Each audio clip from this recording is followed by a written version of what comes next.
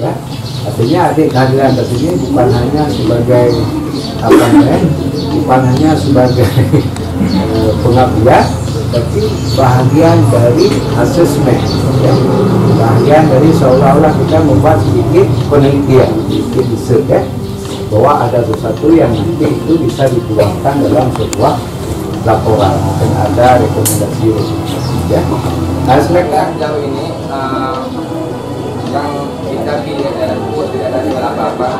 Kemudian proses mengenai program kami kita sudah berjalan sekitar 75%.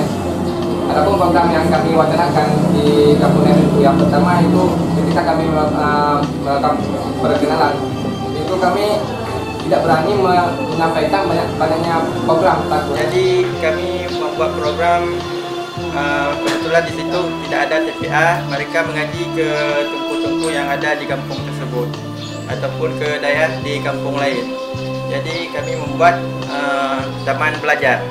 Di situ kami mengajarkan. Ada buat taman belajar. Iya. Namanya taman belajar.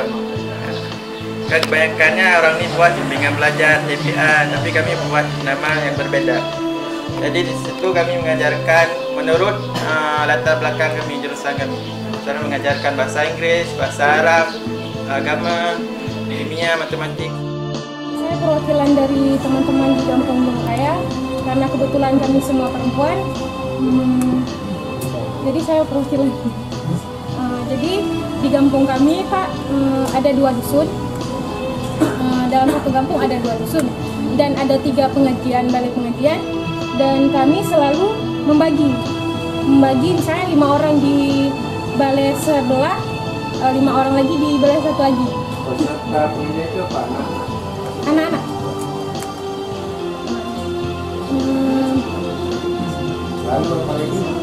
Kegiatan kami setiap malam Senin majelis taklim di dusun Duro, di dusun Asan.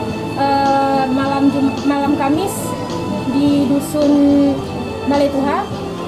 Kemudian program kami, Pak, kami insya Allah ingin menanam pohon di 2 dusun.